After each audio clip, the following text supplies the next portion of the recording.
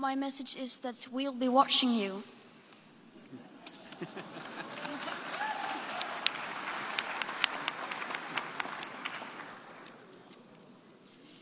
This is all wrong.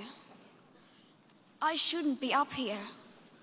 I should be back in school on the other side of the ocean. Yet you all come to us young people for hope. How dare you? You have stolen my dreams and my childhood with your empty words, and yet I'm one of the lucky ones. People are suffering, people are dying, entire ecosystems are collapsing. We are in the beginning of a mass extinction, and all you can talk about is money and fairy tales of eternal economic growth.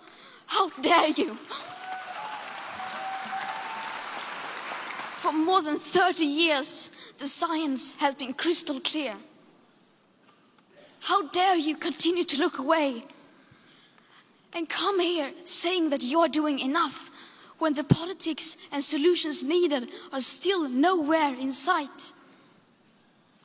You say you hear us and that you understand the urgency.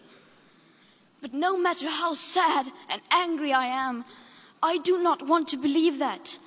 Because if you really understood the situation and still kept on failing to act, then you would be evil, and that I refuse to believe.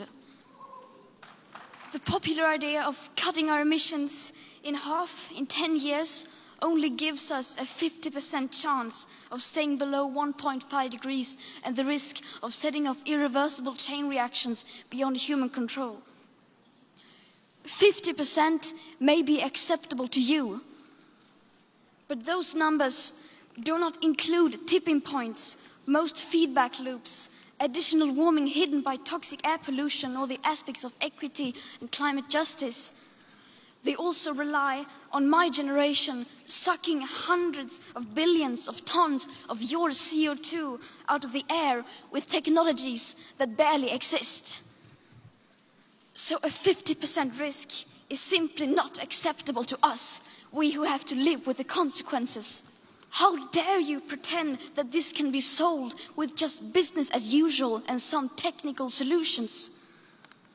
With today's emissions levels, that remaining CO2 budget will be entirely gone within less than 8.5 years. There will not be any solutions or plans presented in line with these figures here today, because these numbers are too uncomfortable and you are still not mature enough to tell it like it is. You are failing us, but the young people are starting to understand your betrayal. The eyes of all future generations are upon you, and if you choose to fail us, I say we will never forgive you.